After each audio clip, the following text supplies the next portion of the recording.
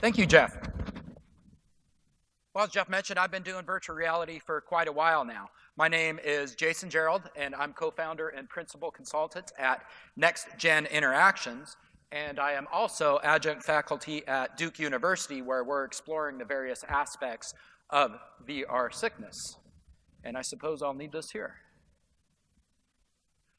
Okay, so what qualifies me to write a book and be up on stage talking? Well, I've been doing virtual reality for about 20 years, and at last count, I've worked on a little over 60 virtual reality projects with over 30 organizations, some of which are listed here, all the way ranging from Fortune 500 companies like General Motors to research organizations like NASA, universities, startups, game companies, etc. Most notably, Oculus and Valve back in the early days. And one thing I've discovered by looking at all these various ways of doing virtual reality is that there really isn't many universal truths of what the right answer is. In fact, the answer very much often depends, or the answer is, it depends. What are your goals? Who are your users? What are you trying to achieve? And of course, one aspect of that is the motion sickness factor, right? That's really the greatest risk. The greatest risk of seeing the VR succeed and go mainstream, in my opinion. Now, it's a lot like seasickness, where it's just a problem. Some people are going to get sick. However, in our case, we can actually control a lot of those things, so we can do better than the problems of seasickness. We have control of our hardware, of our design, of what we're presenting to the users. Now, here's some 5 basic theories of why we get motion sickness, whether it's VR sickness or seasickness. And the 2 most common ones, or the 2 I'll talk about today anyway, since we don't have time to go into all of those, are the sensory conflict theory and the rest frame hypothesis. So we'll start with the sensory conflict theory. There we go. Okay, so this is sort of the most widely accepted theory of how VR sickness occurs. Basically, our sensory modalities, they don't match up, and our brain says, what the heck is going on here? Something isn't right. I'm going to get sick. And most notably, that occurs when there's a conflict between the vestibular and the visual system. The vestibular system being that sense of balance in our inner ear. So we can feel when you get on a roller coaster ride, you can kind of feel that motion throughout the world, and if that matches your visuals, you're mostly okay. And whether that's a problem of seasickness, that's one reason why they say look out at the horizon, because that horizon is stable relative to your inner ear versus just looking at the boat. And so essentially your eyes don't match what you're seeing. There's a whole lot of theory behind that, but that's sort of the basic idea. Now, how do you navigate through these worlds? That's the problem, right? When I want to move virtually through the world, it doesn't match my inner ear. So the one way to do that is to say, let's match up that sense, to reduce the sensory conflict, and in fact, remove it entirely by just having a one-to-one mapping of where I'm walking physically, matching what my inner ear expects. And so real walking, similar to the you saw in the previous talk with the HTC Vive, or what WorldViz and various VRcades are doing with sort of larger tracked areas. And so that works really well, and in many cases is the right answer. However, what if you want to walk beyond that tracked space? You need to virtually actually move beyond what you can walk physically. And so a few different ways to do that here, which I'll cover. And so teleportation. That was popularized by Cloudhead Games a few years ago. And here's an example with budget cuts by Neat Games. Essentially, you point to where you want to go, then you push a button and you're automatically transported there. The scene fades black, then it fades back into your new location. So there's no sensory conflict there. That works really well. If you are really concerned about motion sickness, you can't have any of your users getting sick, then this is really an ideal thing to do. And I always recommend, if you're doing anything where people buy emotionally, so if it's like marketing or it's real estate, you don't want 80% of your users to be happy. You want 100% of your users, because they're going to associate that sickness, if it occurs with the product. That's obviously a problem. However, if you're a gamer, maybe you're a hardcore VR player that's immune to VR sickness. In that case, you can do a little bit more provocative motion if they've grown immune to that. You still, however, don't want to do crazy things. You can actually get pretty much anyone sick if you do crazy things in VR. So how can we reduce that sickness so not only more users can experience your creations, but also to reduce that sickness by some amount for everyone.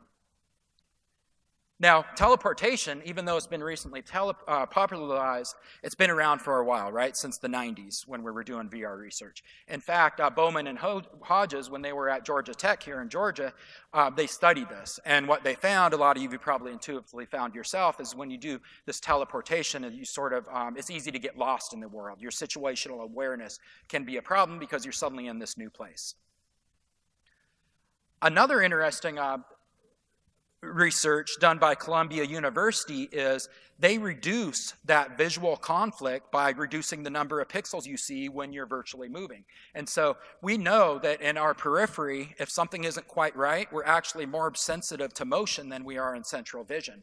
And so what they did, they said, well, let's just remove the number of pixels when there's that provocative motion and reduce the field of view. And so that's actually some recent work, and this is pretty impressive stuff of, doing it dynamically so that when you're standing still, it's not a problem. Let's have that full sense of presence of being completely surrounded. But when there's a problem, instead of completely removing all the pixels as in teleportation, let's just reduce the number of pixels and block them out of the periphery. Up next, rest frames. This is another way to deal with, to reduce sickness, not remove it completely, but to reduce it. And basically what the academic literature defines a rest frame to be is essentially rest frames are stabilized cues relative to the real world. And again, that reduces the sensory conflict between what you are seeing and what you are feeling. And so as an example with Eve Valkyrie here by CCP Games, that cockpit that is around you is actually perfectly stable. There's no conflict between what you're seeing of that cockpit and your inner ear. Outside of the cockpit, the world's moving, but within the cockpit, it's not moving. So there's less of a sensory conflict. It's only the outside world's moving. But I feel like the cockpit is stable relative to my body. There's other ways to do rest frames, but that's sort of the easy one to think about as a cockpit or if you're inside a car or whatever it might be. Okay, so at Next Gen Interactions, we sort of took those two ideas and put them together and said, what if we can have these dynamic rest frames where the rest frame fades in when you have that provocative motion? And so on the left side, you can see here, you're inside a cockpit, you're looking forward, and you can see all the way outside the cockpit. You're not moving. You're just kind of sitting in space. However, once you start moving in the forward direction, then you have the center picture here, and you can see that the black area sort of fades in. So not in the entire periphery, but just above and below your vision, so you still have that, perception of the left and right. That doesn't go away. However, it's not centered on your head. Wherever your look doesn't fade out, it is actually, essentially, in this case, the dynamic rest frame is, you can kind of be thought of as the windows fogging up. And that also provides a sense of what the forward direction is. In this case, we designed this for a sitting experience, so we don't want the person to travel in the direction where they're looking. We want them to travel in the forward direction being orthogonal to your torso. And so if you look to the right, that kind of persuades them to get that the forward direction is this way, not to the right. And also we believe that there may be more of a problem when you're looking to the right, and traveling in this direction is a little bit more nauseating than looking directly forward in the direction that you're traveling.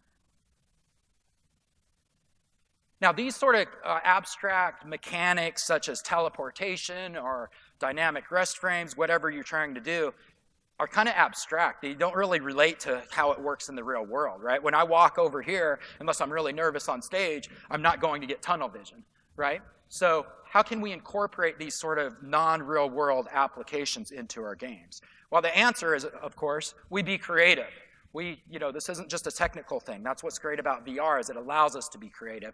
And if we can incorporate those mechanics as part of the game instead of just this weird thing, we won't have as many breaks in presence. Teleportation, for example, if I'm suddenly over there, a lot of users will start thinking, oh yeah, I'm in a simulation, I'm not really in that world. But if it's part of the story, it fits the story and it's consistent with that story. So this game, we have VR Apocalypse. We showed a first version of that on ABC Shark Tank with the Virtuix Omni there on the right back in 2013, and the story and the interface very much evolved since that time. Instead of me trying to explain what that story is, I have a short video here where we start off in a lobby, and if you can go ahead and play the video.